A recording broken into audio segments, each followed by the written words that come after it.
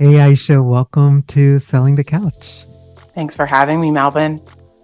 First of all, we it's amazing that we live this close to each other, right? And that's always fun just to have another, I guess I'm now technically this is my adopted city of Philadelphia, and that's wonderful. And then the second thing is like goodness, thank you for being such a longtime listener of the podcast. I know we were talking about that before, and yeah, it's just that's really humbling to hear, and I'm just so grateful I played a small part in the in your business journey. Thank you for having me. I mean, this is such a great opportunity just to chat with you. I feel like, longtime friends. So, Absolutely, we like to keep it on the longtime friend coffee chat level here on the podcast. So, um, you're doing, first of all, some pretty amazing things. And when you had reached out and talked about this concept of building relationship with journalists and going on media, my first thought was, listen, it's not like exactly we're taught this stuff in grad school, right? So, I mean, how did you even arrive at this thing? Like, this is a real opportunity there as a mental health professional. so I like to start off with the very beginning, because if we just skip to the good part, then no one is ever going to think that it's possible for them. So how this opportunity really came about at being a fixture in how I promote and market my private practice is it started on LinkedIn. So minding my own business, just commenting on people's posts, liking, celebrating, and all of that. And one of the people that I follow on LinkedIn is Ariana Huffington. So for those of you that don't know who Ariana Huffington is, she is the reason why the Huffington Post exists. And she also has a company called Thrive Global that promotes wellness in relationship to your work-life balance. So there was a post on her account, and I just commented, and she replied back. And the comment and the thread was all about having your dream job, or like doing the thing that you love doing the most. So I was so excited. The next day I went to work and I told my coworker of mine, who is a writer, we are kindred spirits over writing. And I said, you won't believe what happened. And I told the whole story. And she was like, well, what is your dream job? And I said, what I would love to do is to travel and write. That is the epitome of what I would love to do. And she's like, well, what would you want to write about? I said, I'd want to write about my travels, and I'd want to write about food, because I love food. I love people's relationships with food, and just like everything about culinary. I just love it so much. And she was like, well, why don't you just do more of that? Yeah, why not? So minding my own business, rocking and rolling around Philadelphia. I was actually finishing teaching a yoga class. I was teaching yoga at the time.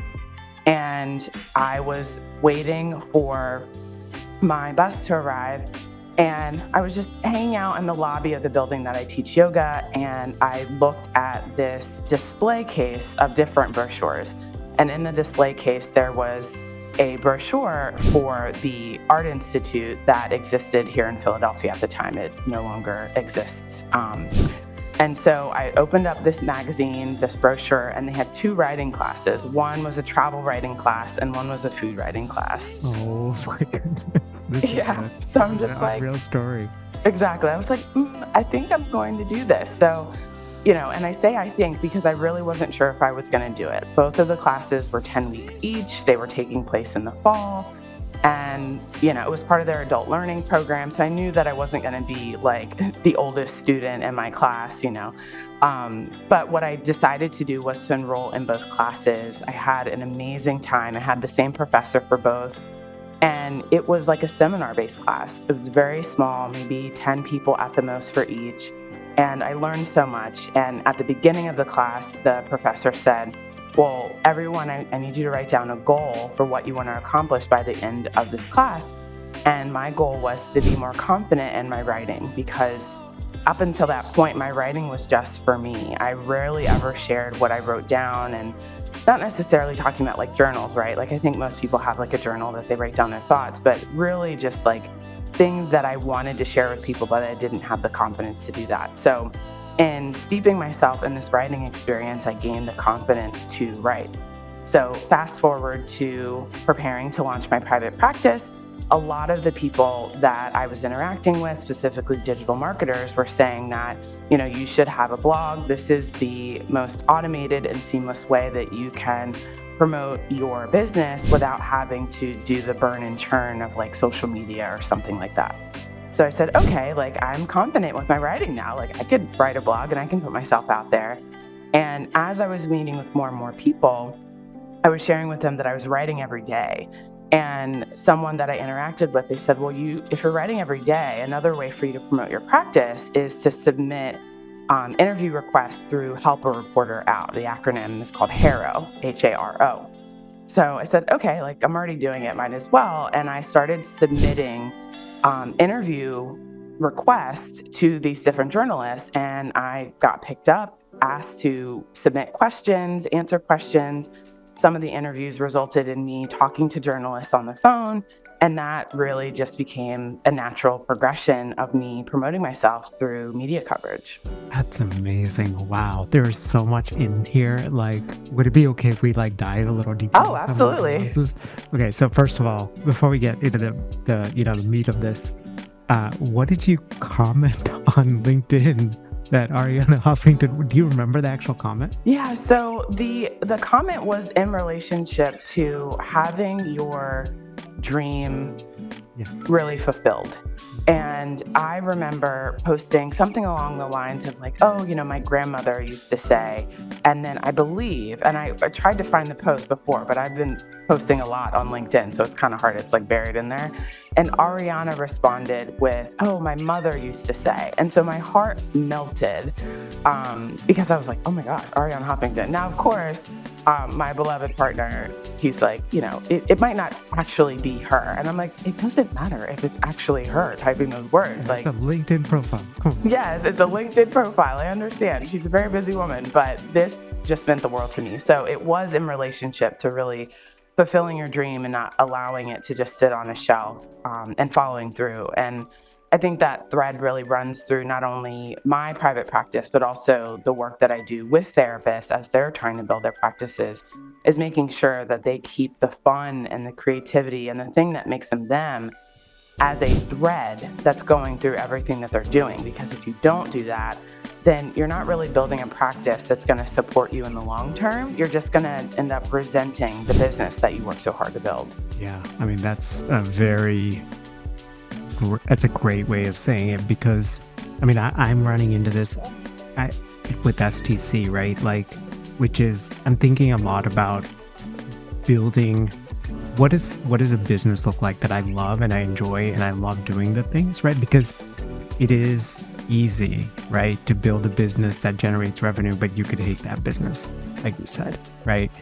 Yeah, that's amazing. And I actually think, I would think it would be her, right? Because, if it's a mother reference, like that's a very personal thing, right? Versus like somebody it's like, I don't know, but yeah. Right. So I don't know. Yeah. We'll find out. Maybe I'll have a chance to meet her in person. Be like, was this you?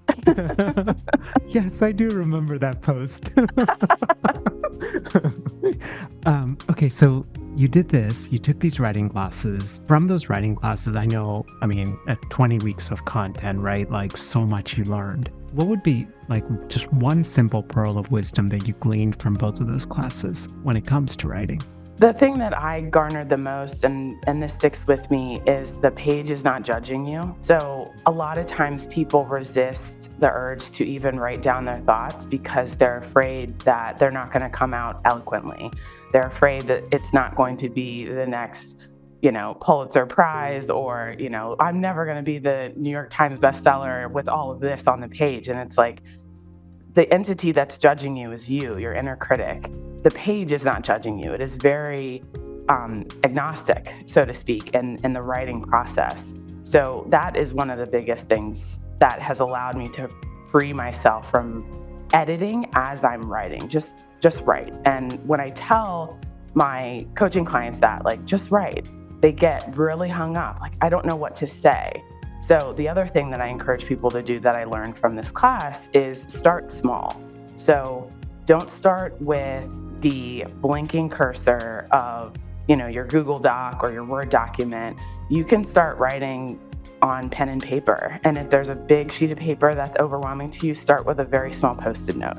Eventually, your words will spill off of that page and you could expand and expand and expand. Wow, I love the symbolism of that too, right? Like, it is okay to not start on a blinking Word doc, or it's just like a mini Post-it note, right? For you, when you first started writing, you said like the page, like, remember, the page is not judging you. What were the things that were going through your mind when you first started writing that initially deterred you? So one of the things that deterred me from getting my message out there, because I was very free on the page. That wasn't my issue.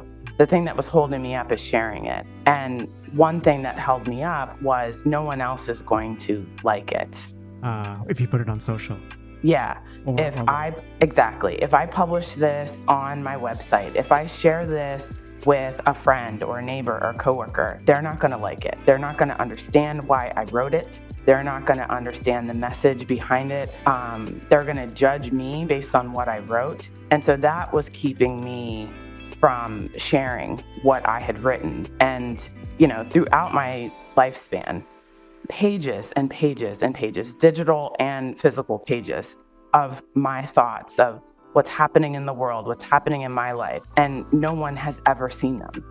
And so for me, the thing that pushed me over the edge and sharing it was being in a curated community that was there for the same reason I was to increase their skills so that they can share what their gift was. Like, we were all gifted and talented in our own way, but we needed each other to remind one another of that reality.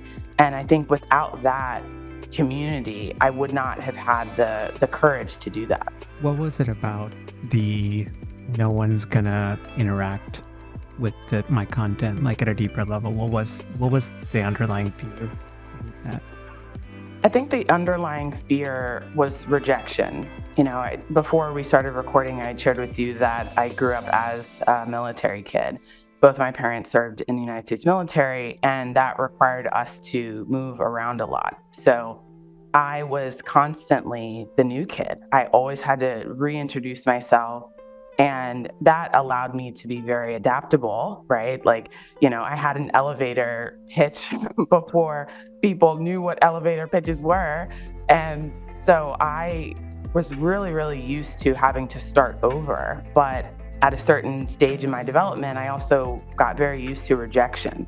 And so something that was so near and dear to me, the act of writing, the art of writing, was so personal that my ego couldn't take another piece of rejection. So that's another reason why I held it so close. Thank you, first of all, for going there, because I think the fear of rejection and the experiences trauma, right? Like, for so many therapists, right? I mean, you said it so well, right? Like, in that room, you felt like you saw a lot of gifted people, and I think that's the way I see everybody in our field. We're all gifted, and yet there is this piece of, whether it's our past, whether it's trauma, that does sort of cloud or jade that perception of who we are meant to be. And I'm convinced. I mean, STC is 8 years old this year, and I'm convinced more than ever, like, the internal work that we do, right, to become who we are meant to be, that's like one of the most important things that we can do as, like, entrepreneurs. Completely agree. So we're at this HARO moment, right? First of all, I didn't realize I'm, like, so new on this stuff. I don't know, like, you can submit, like, as an expert. I thought you just wait for, like, reporters to reach out to you, but you can actually do this the other way. Correct. So with Help a Reporter Out, you subscribe to a digest, and currently the access to the digest, they have a free version, and you select the different topics that you want to contribute your voice to. And starting out, I didn't know what to expect, so I just signed up for all of them. I was like, okay, I don't know what I'm doing. So I signed up for all of them, and they deliver this digest multiple times a day every day. I think it's Monday through Friday, three times a day. So I signed up for all of them, and I just kind of lurked a little bit. I would open the emails, I would look, and there are threads based on topics, and they're all hyperlinked nice and neatly. And you can just do a control F for looking for specific keywords and then just respond to those posts. But essentially, people are saying, I need a mental health expert to talk about XYZ. And then you read what they're looking for. And if you think you have something to contribute to them, you reply to them through an email. It's secure, so you don't have their email right away. Some of the posts, you don't even know what periodical or news outlet you're responding to. And that's intentional for a lot of people, because some people, they're only going to go for the big ones, right? And so you reply, and you may hear back, you may not. And if you hear back, sometimes they'll say, well, can you elaborate on this point? Or I love what you said. Here's my full list of questions that I need you to answer, and this is the due date. Or they'll say, can we hop on a Zoom call or a phone call and interview you for this piece?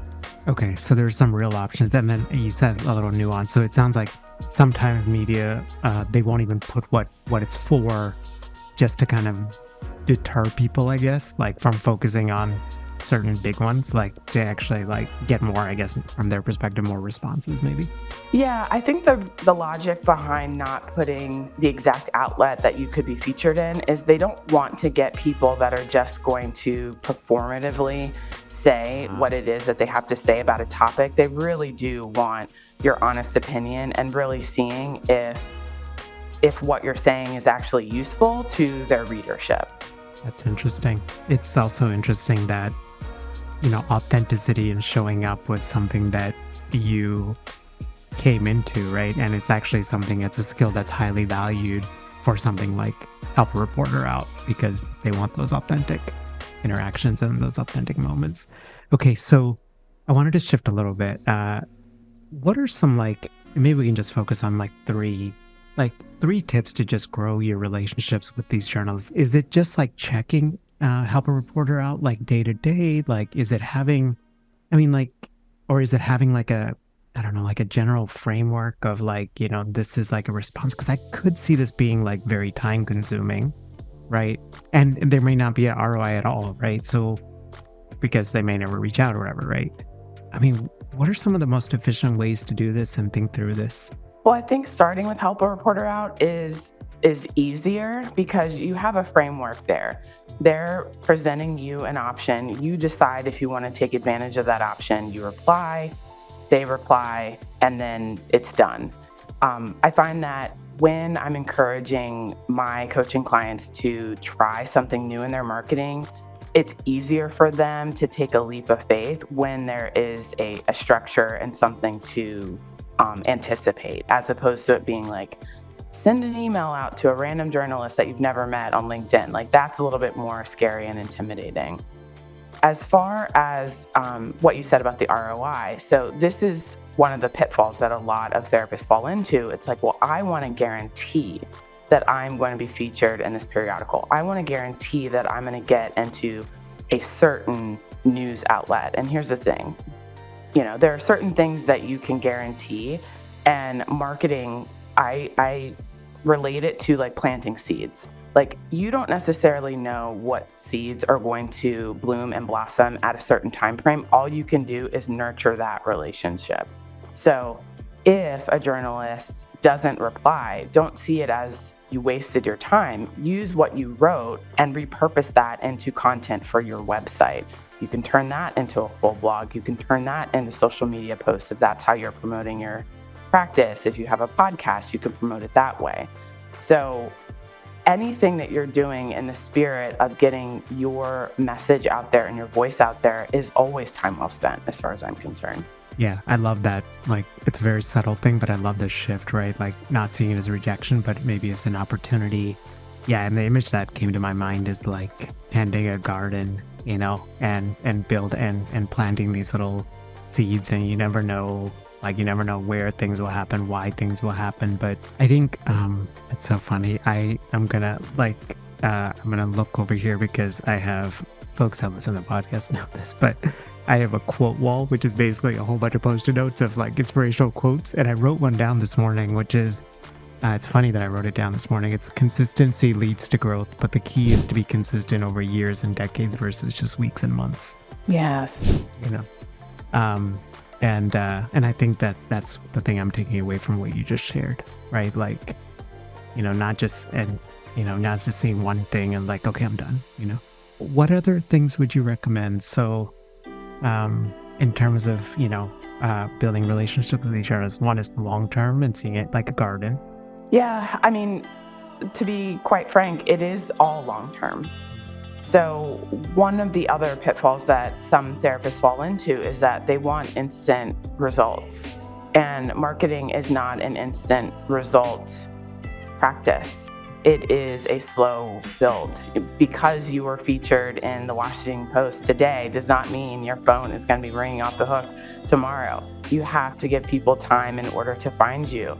Are you promoting the articles that you were featured in? Are you supporting the journalists in other ways? So nurturing those relationships is reading their other articles, commenting on their posts that they're writing, boosting them up and saying, I read this recent article that you wrote and it was beautiful and this is what I garnered from that.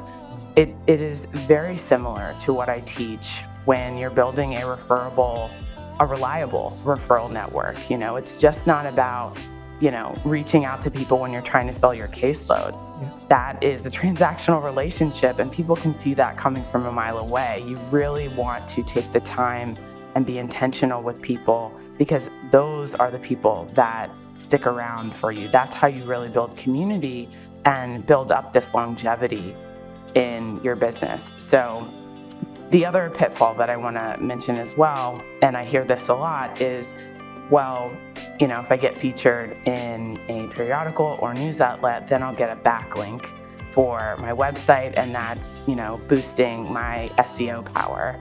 And the reality is there's no guarantee that that backlink is actually going to boost up your SEO because there are some things behind the scenes that they can do. It's called a no-follow feature, where it's not actually going to increase your SEO or pass on the SEO juice that they've boosted up and give it to you.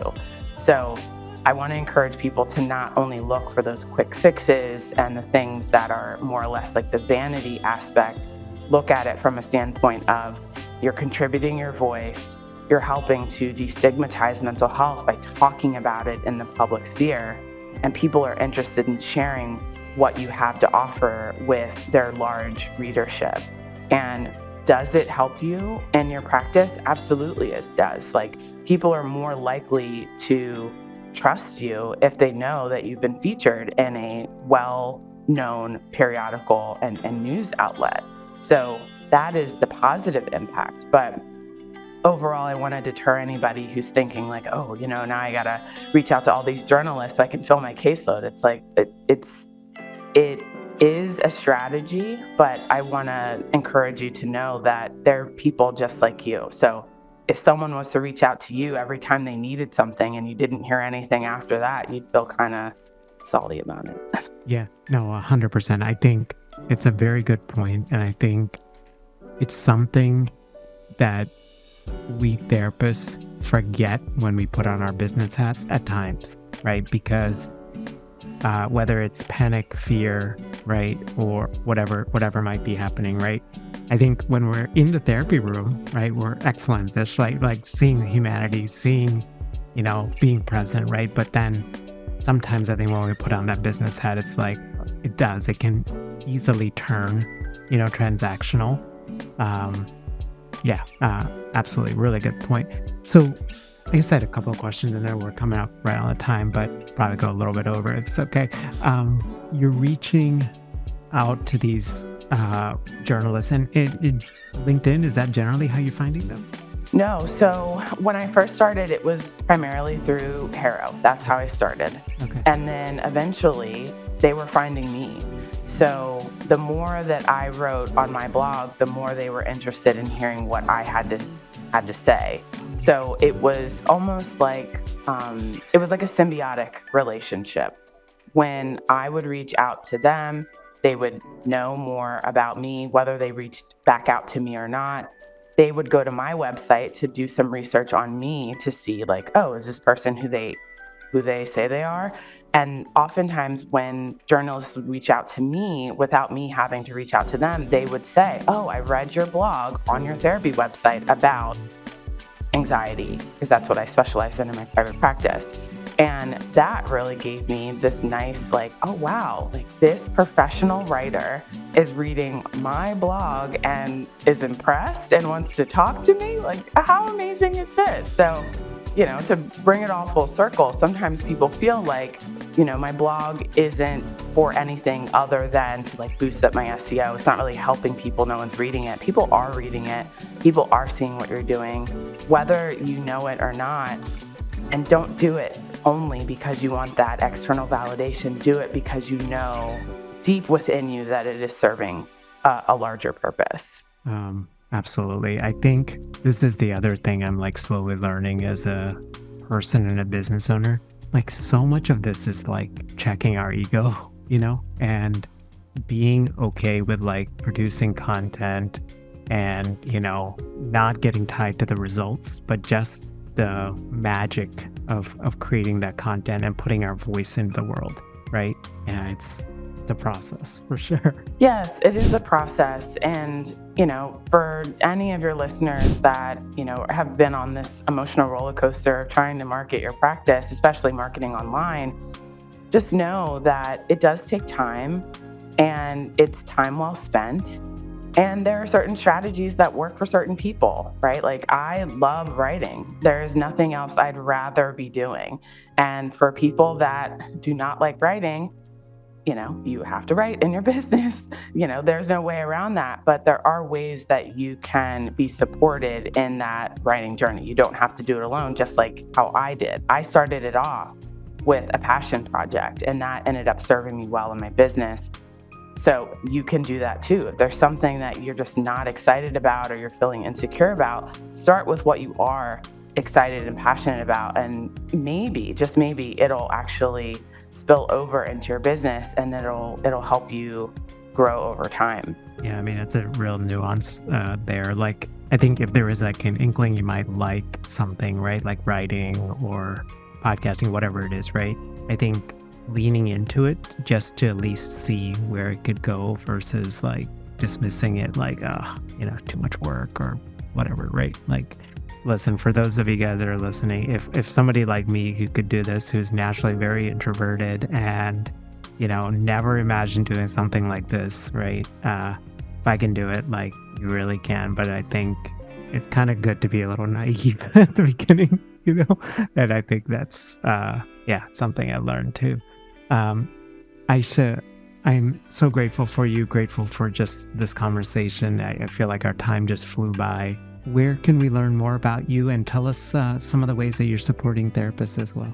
Yes, so I have a podcast, Beyond the Session, with Aisha, and I talk a lot about strategic marketing as well as keeping the private practice you work so hard to build.